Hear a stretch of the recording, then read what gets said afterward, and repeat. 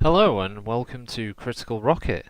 New video today. We're going to be looking at some campaign gameplay of the new Total War expansion, Hannibal at the Gates. I'm going to be playing as one of the cool Iberian factions. I've always wanted to have one of these ever since Rome 1, outside of mods obviously. This is official, and this is the, I hope I'm pronouncing this right, the Lusitani.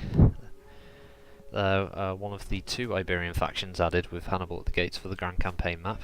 Of course, you can play them in the mini-campaign where they sort of have a more developed Iberian map to take over, but this isn't too bad. I'm a few turns in at this point. I've taken one other province, and I've just been sorting out my armies. I've got two armies at the moment, both garrisoning these areas. I'm planning on attacking these guys to the north. I know the ones who are actually at war with me, they're the ones who are bright red. They're not going to affect me. They would have to send an army right through the mountains. It's a very narrow pass. They're never going to get near me. But yeah, these guys in the northwest, they're looking a bit squishy.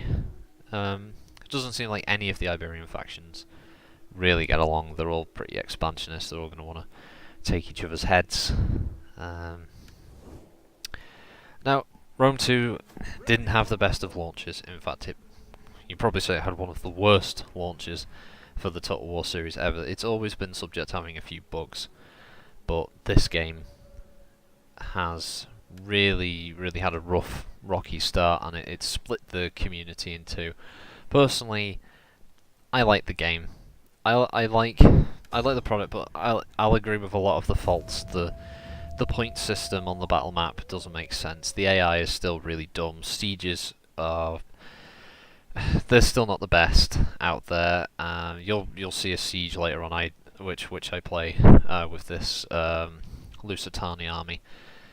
It kind of rhymes, huh? Lusitani army. Anyway, yeah. So we're having a look here. Traits gained, edicts. Yes. If you haven't played, controlling a certain number of provinces that all link to each other. There's usually one central province that'll have a walled city. And that's the controlling province. You need that and all of its surrounding ones to fully control the province. So when you have that, you can make an edict. Edicts increase happiness, they bring in more food, they can bring in more money, they can increase...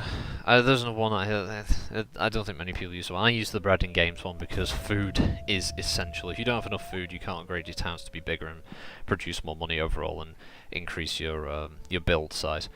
You can just see that the second territory I've got in the sort of bottom right of the screen here, that's a province control one, because you can see the large walls around it.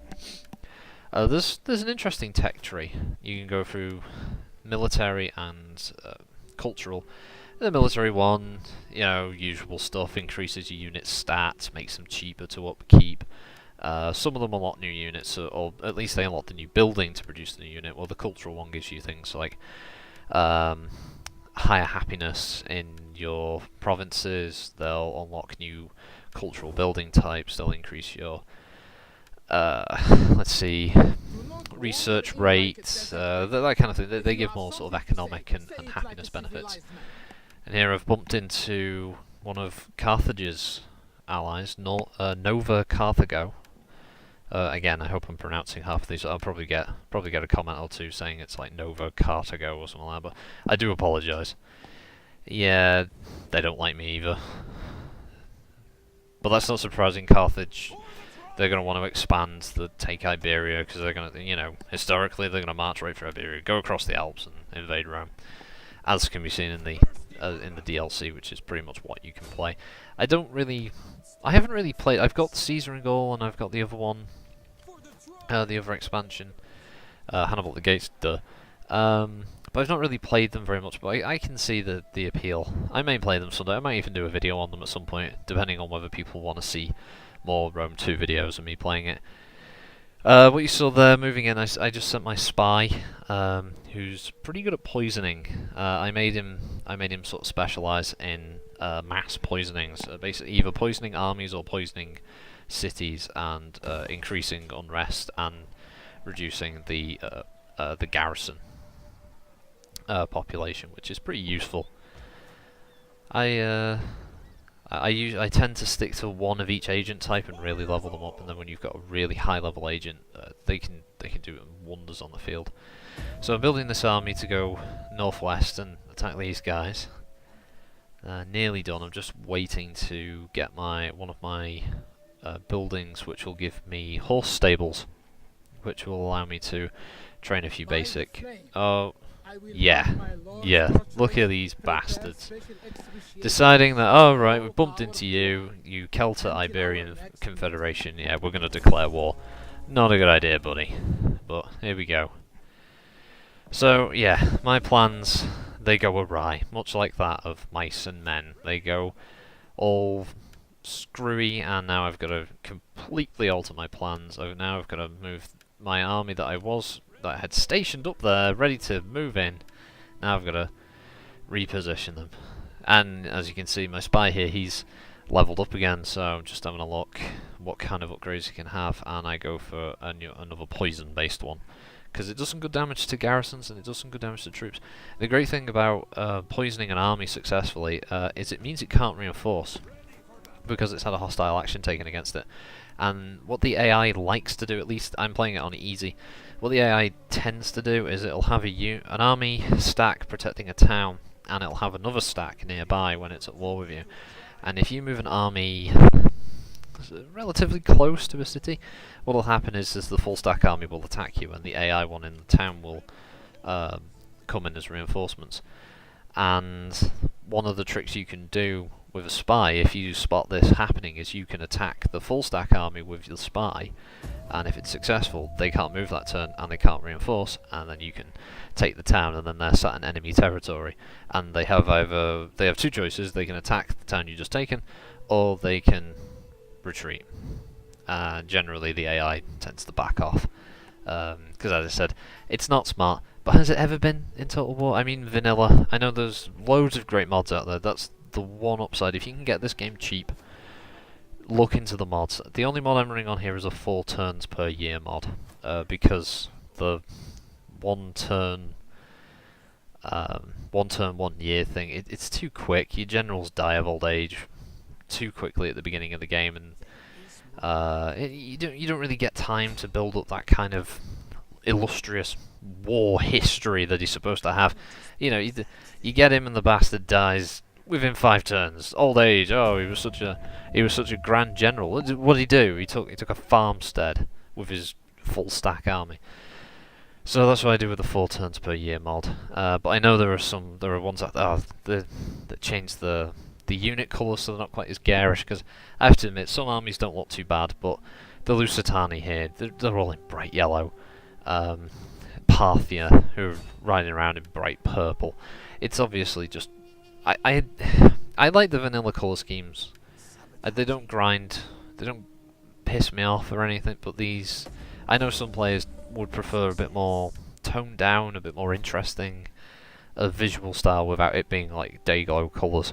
And yeah, there are tons. Ones that add new mods. There's some really popular mods that add the internet, make every faction playable that you can see on the map. If you can see a faction, it's there. It's in the code. They just don't have any unique units, at least more often than not. Sometimes Thrace, for example, will have its unique units, and that's why I suspect there'll be a DLC or a free LC faction, as Creative Assembly like to call them. So, yeah, moving in, checking, yeah, this is waiting for these stables to finish, but I'm gonna upgrade my town.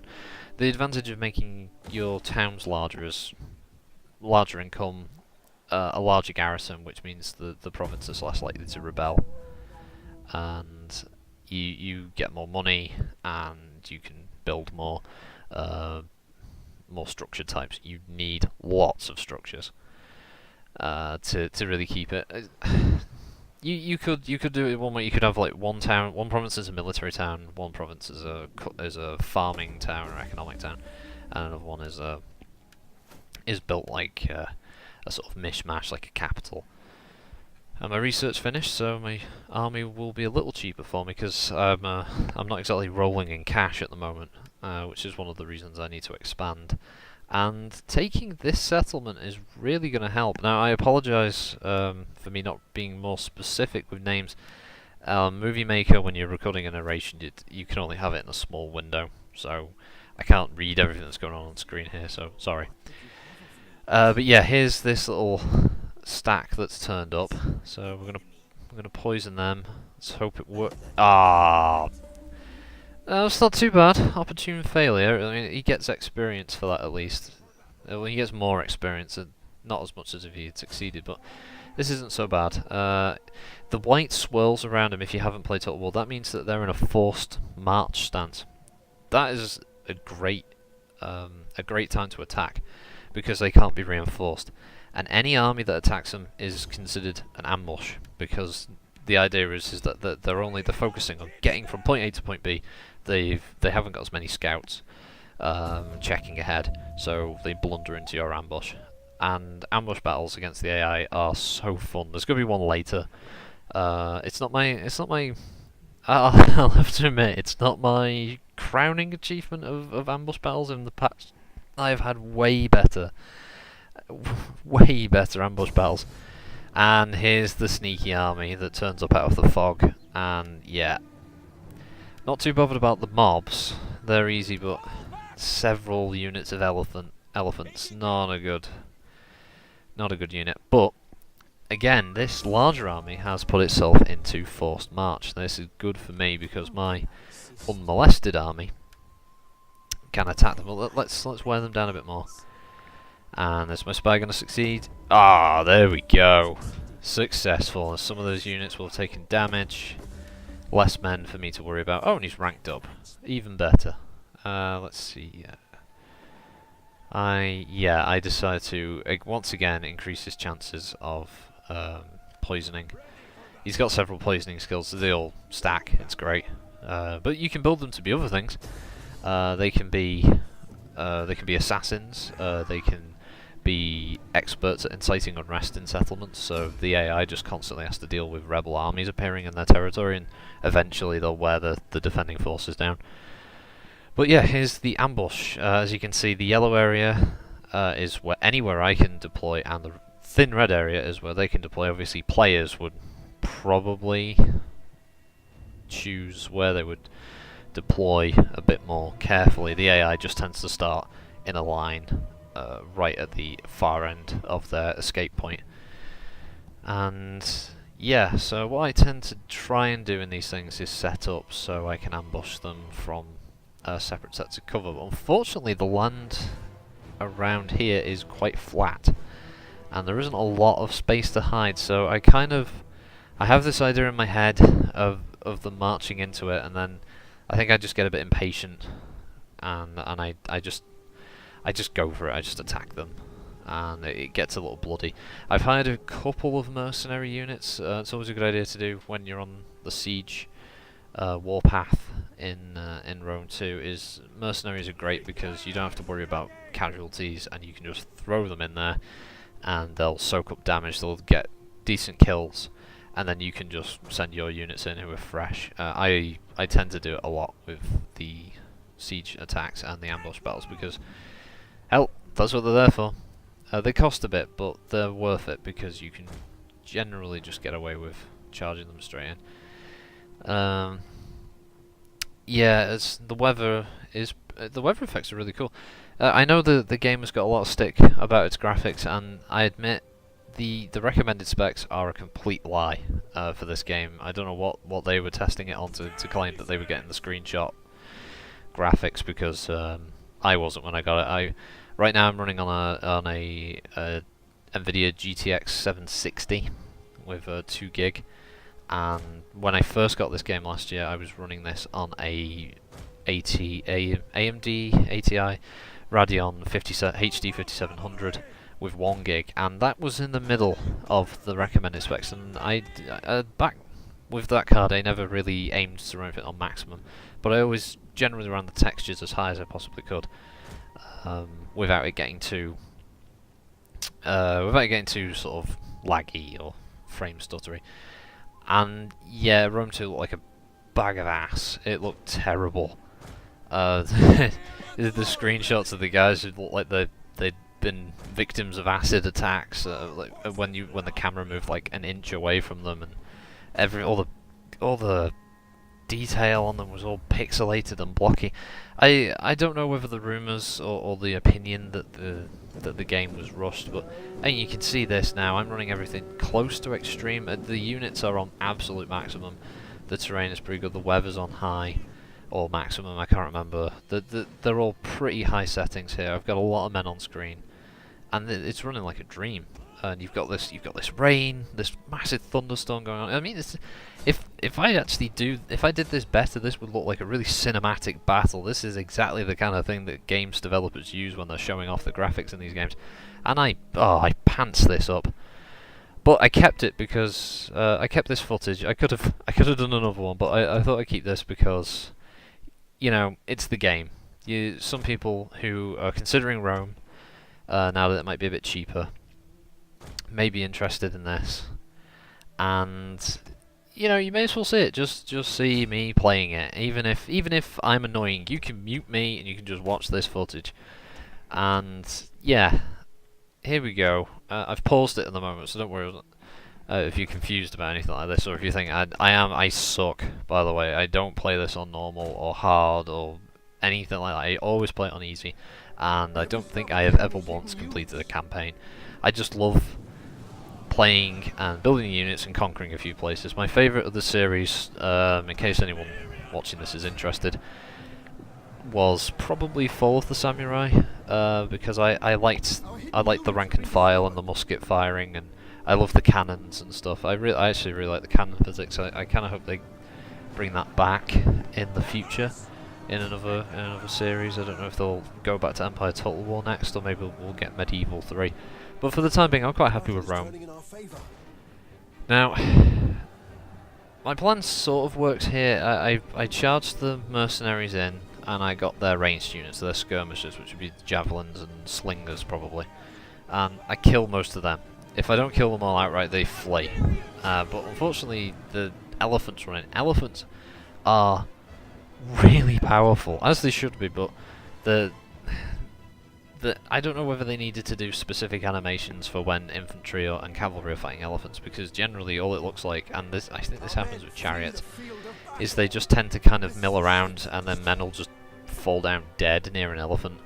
And elephants if you can build a stack of elephants and just roll them into an army that outnumbers you 6 to 1, as long as you've got 6 or 7 elephant units, it doesn't matter, they just charge them in, everything is dead.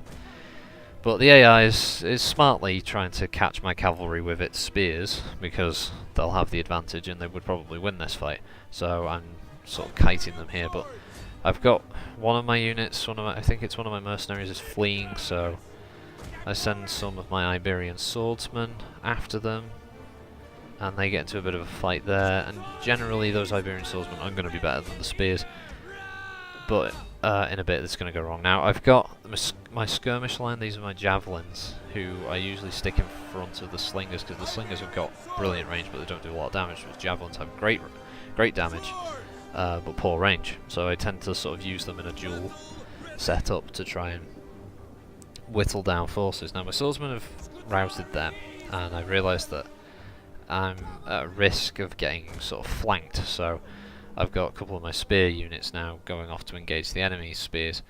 And while this is going on, I'm sort of looking at this, and then these elephants come in, and these infantry, who are some of the more skilled infantry, they just they get attacked, and I've all of a sudden I've got to take out these elephants, and the AI is again smartly, it's going to rush my flank with these elephants, so I've got to sacrifice more swordsmen, which I wasn't too happy about, but hey, that's how it goes. Yeah, that's Total War. As I said, anyone who's a hardcore Total War fan would be sat there going, "You're doing it wrong," and I'm sorry.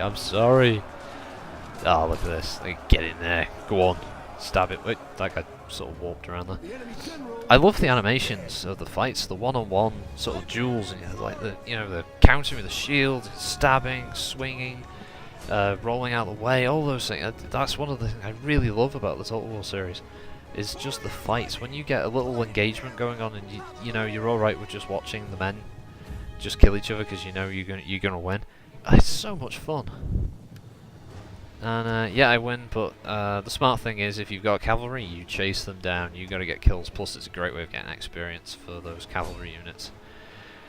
So again, pause the game, and generally I get all the infantry out of the way, because what tends to happen is all my skirmishers keep throwing projectiles, and because the AI is a bit stupid, they throw weapons into friendly units, and yeah, you end up taking casualties that you really shouldn't be taking.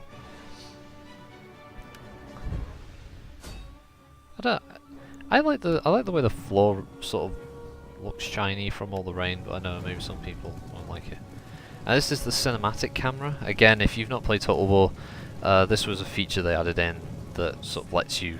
It's obviously intended to go, look how amazing our game looks. Look at how expressive and animated the soldiers are. If you don't have a really modern sort of graphics card and a good RAM and chip, it's not going to look like this.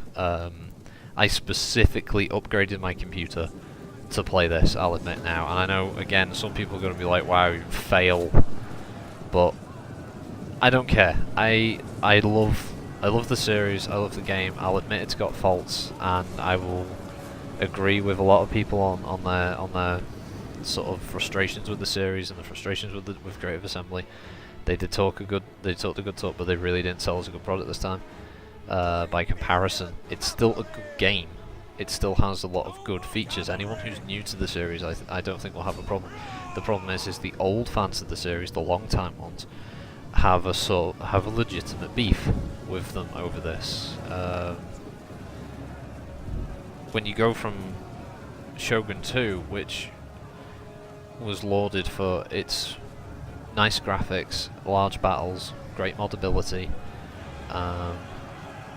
and really good expansions, and then this came out and they missed the mark so much.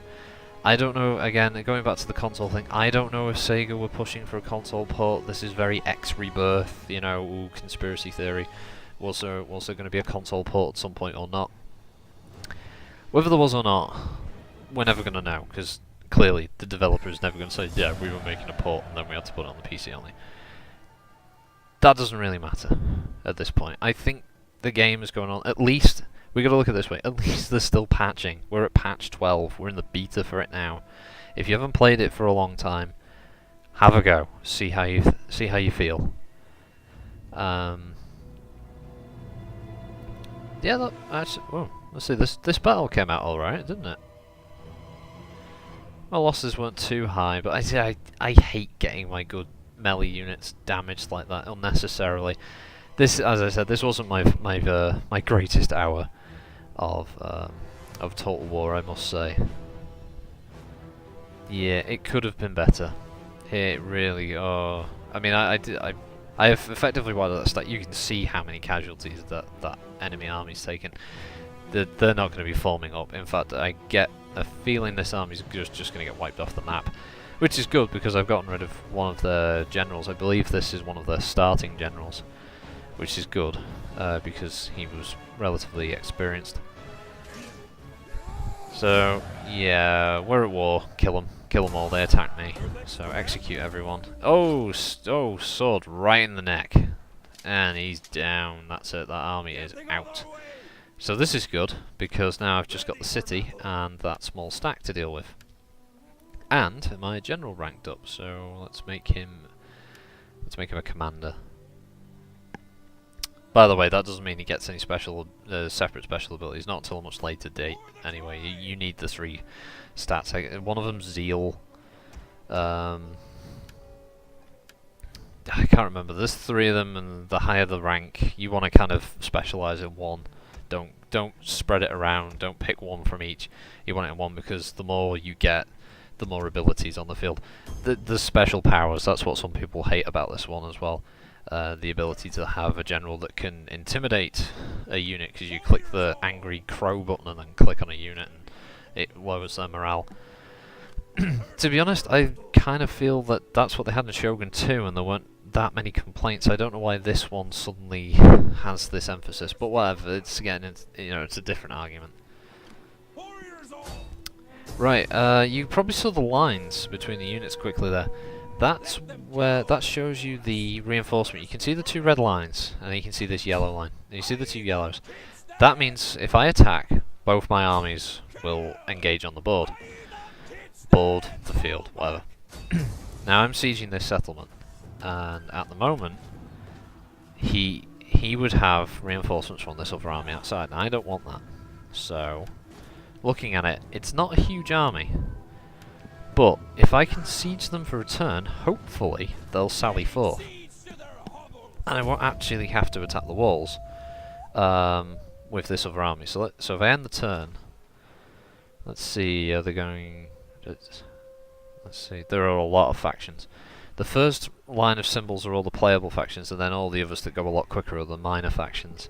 And as you can see, this game has a lot of minor factions at the start. And new ones can creep up as well. If you late into the campaign game, some can come back through rebellion, others can develop entirely new ones depending on certain actions taken. Right, so let's just get the spy. They've fortified, so they're probably not going to reinforce anyway, but I can't really break the siege, so yeah, poison them, quite successful, so they're not going to be a threat. Right. Here we go. Well, we have the numbers. What I'm going to tell you though is, much like my ambush battle, this does not go quite to plan. I am victorious. I do take the settlement. It just ain't pretty. In fact, it's yeah, it's a bit of a massacre for some of my units here. Because I don't have any siege weapons. I have ladders, but I don't have trebuchets. I don't have onagers. So I'm going to be going over the one. Yeah, you're not gonna, no sieging in the fog. I want to actually see what the hell I'm doing. There we go. Dry weather, nice and dry. Now this is what one of the key provinces look like. Very high walls, and yeah, defended by arch towers. Bit of a pain. Now, this is the side I'm starting on, but you can see there, I'm highlighting it there, the little arrow shows that's where my reinforcements are going to come from, so it would be better, well this is what I thought at the time, it would be better if I went over this side, because then I could immediately bring my reinforcements in closer. And yeah, I'll be spending a bit of time clicking the wrong bloody thing, here we go, getting them all sorted out, getting the siege ladders, having a look around to see that this outlying village there really blocks my route in. That's a shame, because if I could break in through there, I'd be set. But no, it's not going to do that. Not going to be that lucky. So just have to take this place head on. Now I know I'm going to take casualties, so that's why I've hired a few mercenaries again. I've got a mercenary swords unit, mercenary Iberian swordsman infantry, and 2 slinger infantry units. Slingers are pretty cheap, pretty useful, weak.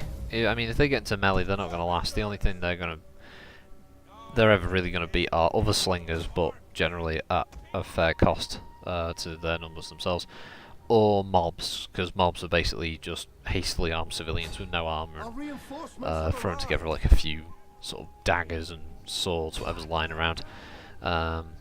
Slingers are obviously quick and dirty infantry that are useful for just throwing tons of very long-range projectiles, but they don't have the best armor penetration or shield penetration, as Rome 2 has a shield mechanic for breaking through the different shields and armors. It's quite nice. I'm sure there's a lot of variables that go on there depending on height and range and different factors. Experience probably plays a crucial factor in it. Really high level slingers probably do a lot better. But I'm going to be moving them in here. Going to be using my ladders to hit the wall, get the infantry up there as quickly as possible. The slingers are going to cover them by attacking the defending unit on the wall. See, I massively outnumber them, so I wasn't going to lose on numbers, And here's one of the problems. In old Total War games, the AI would always be set to guard the walls. You look at Shogun 2. They would always be on the walls. They'd always be firing down on you. It was smart. That's why you always needed cannons or some means of being able to blow them off the wall, generally archers or musketmen. This game, however, has this capture point system. In the centre of this town is a very large capture circle. If you capture that, and this has been the case in all Total War games anyway, you win anyway. The garrison's been defeated. But the AI is really unwilling to be aggressive in its defence. This is the only unit on the wall that they have defending against my huge army. And you're going to see this. These javelin men who will do good damage at close range, but you can in a second look how many stones are going in at them. They're getting ripped apart. This isn't the best idea for the AI. The AI should have, and it's got other units. It should have men defending the walls. If this was infantry instead of javelins, they would be killing me. I'd probably lose infantry, a lot of infantry, before I'd even taken the wall. And the towers keep firing on you until you get down to the capture point they've got below, which you can see the little flag down at the bottom. Yeah, I thought it was a gate as well. I don't know why. I think because the other side sort of looks like a gate. Like I said, this wasn't my best run. But yeah, here we go. There's the men. Right, I need this. So I'm sending this unit down to capture that because that archer tower's pissing me off. They're killing my units really quickly. The javelins are about to break, but they were never going to last long anyway. With all those slingers throwing rocks at them and these spearmen coming up and giving them a good pasting. And yeah, I've told them to stop, but one of the other units got into range and started firing arrows, so I had to select them again and tell them to stop firing. Then I have to tell them to start firing again, because they're running.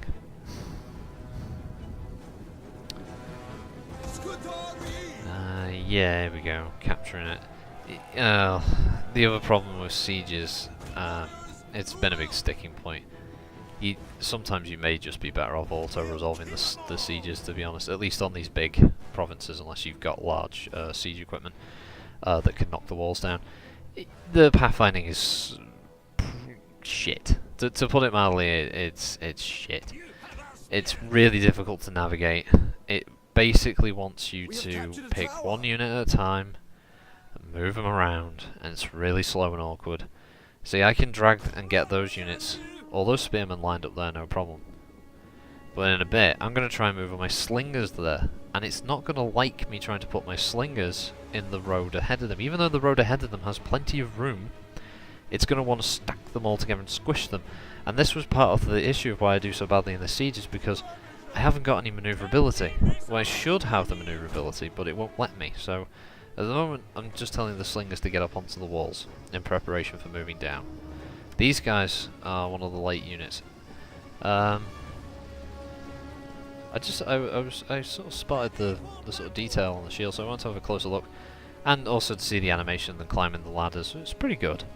I know this sieges have been the focus of several patches, fixing them.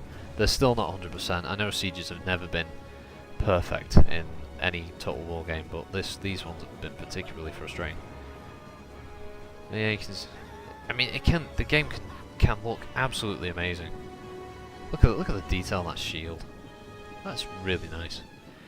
Yeah, the hitching, I don't know what that is. I think it's something to do with the animations for the unit when they're climbing the walls.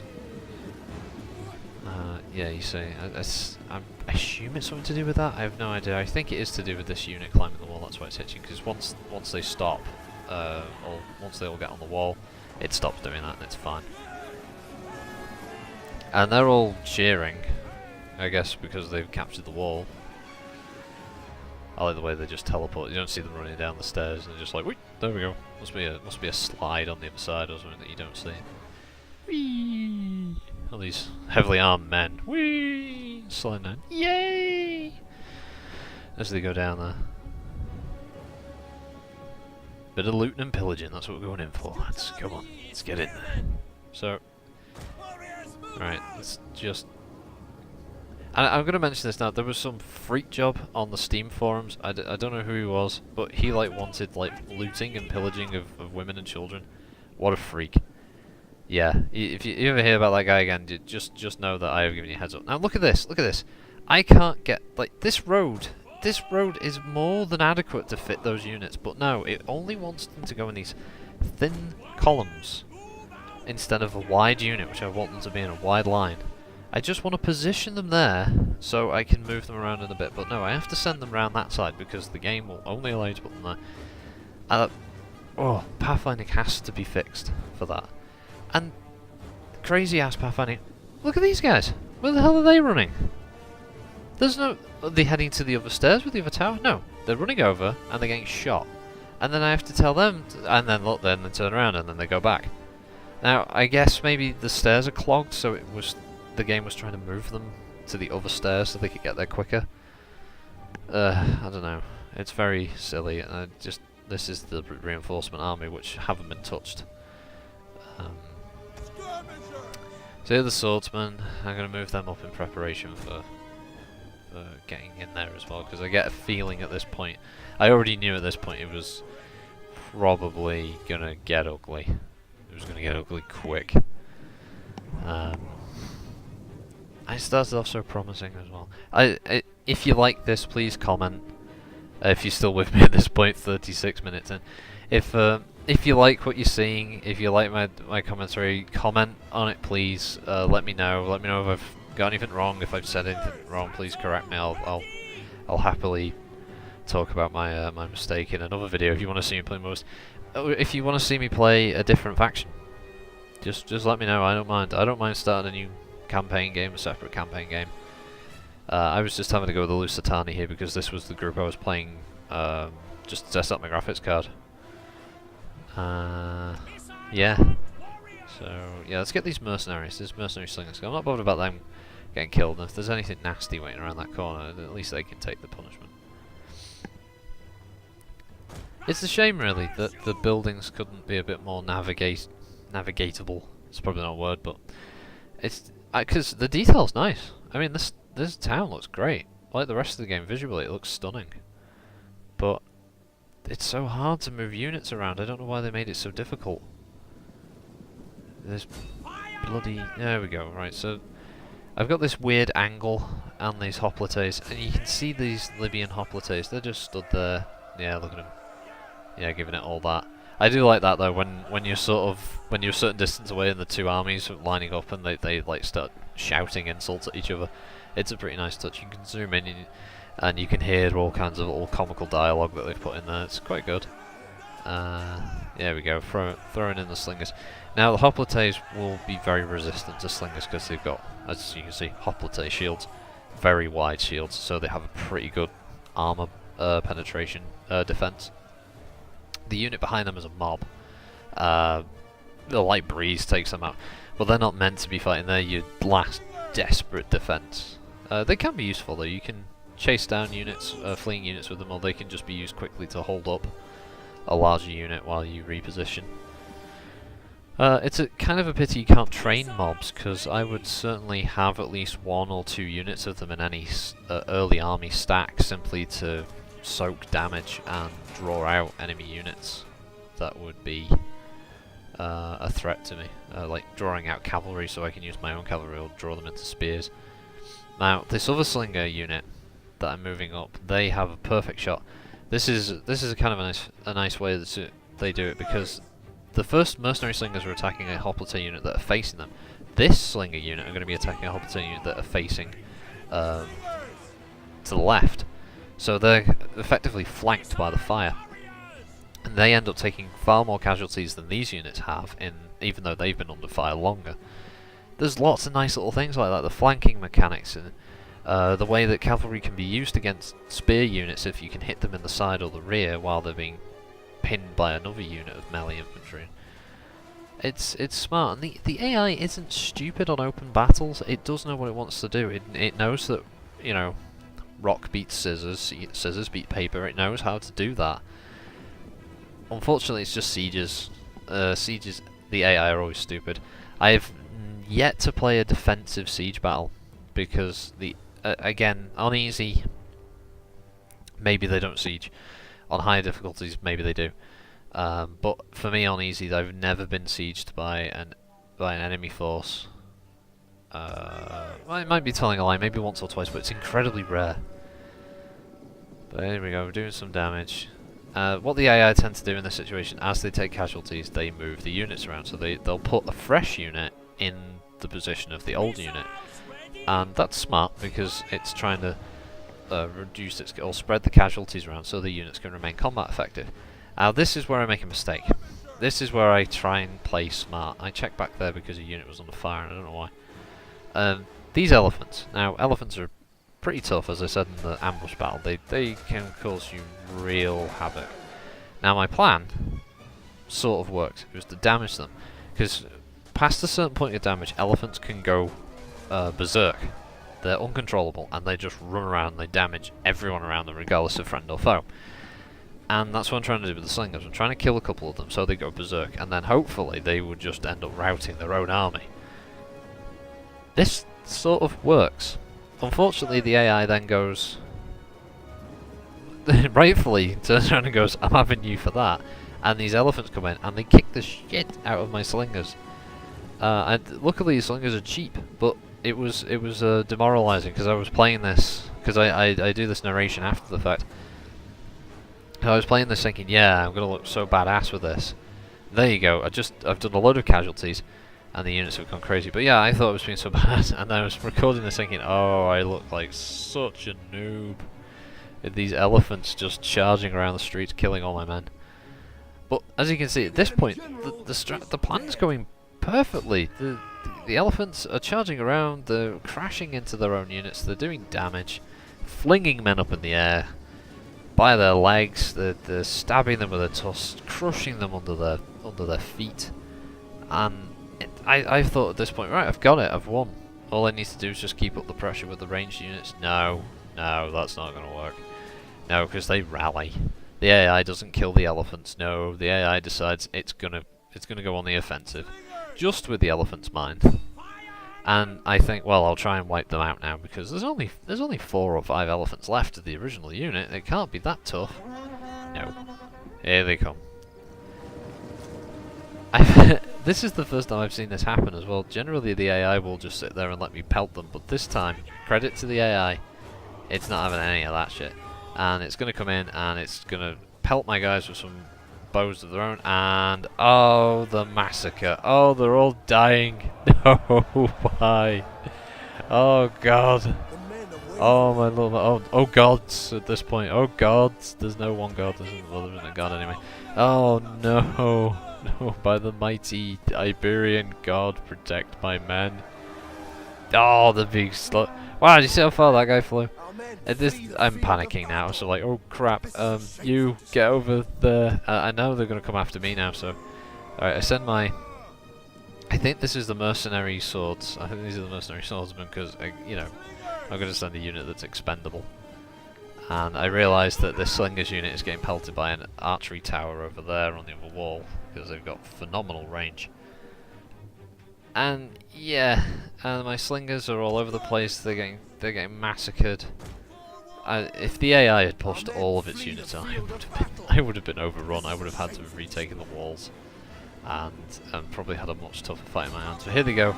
Go and get them, lads. A bit of a frenzy. It doesn't do anything. Look how many of them die there. They get knocked over. I don't do a single bit of damage to these elephants.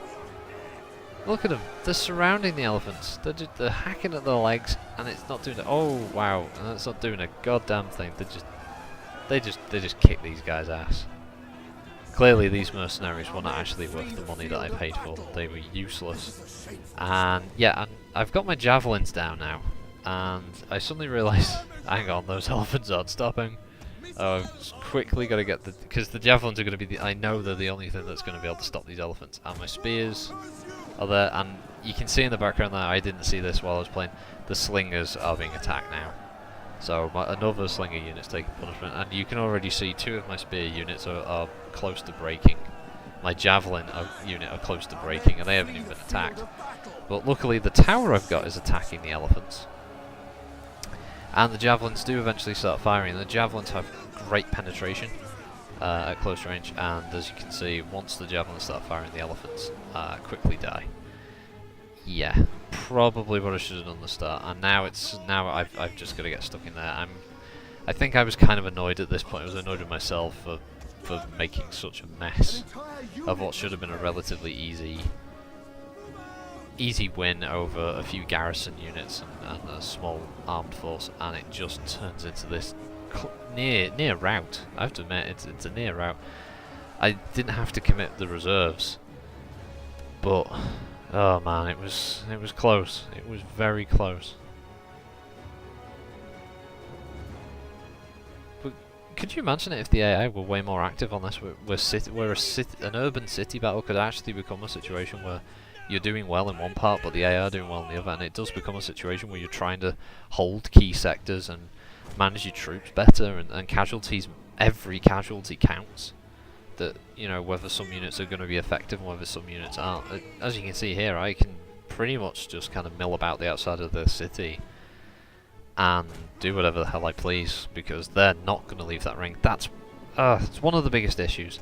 I do hope they give you the option of removing the capture points and just make it a standard battle where, you know, you cause so many casualties, they break, you win, kind of thing. I don't see that as being a bigger deal.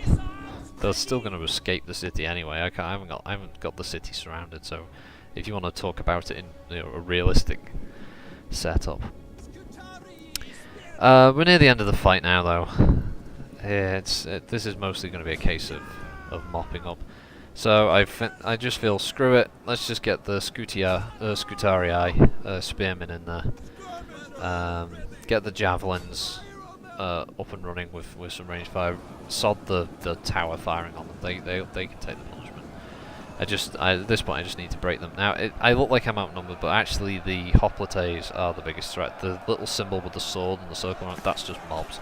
As I said, mobs die very quickly, and they actually have a detrimental effect on the AI, because as they flee, their unit breaking actually causes a morale loss for all of their friendly units, and you have a domino effect.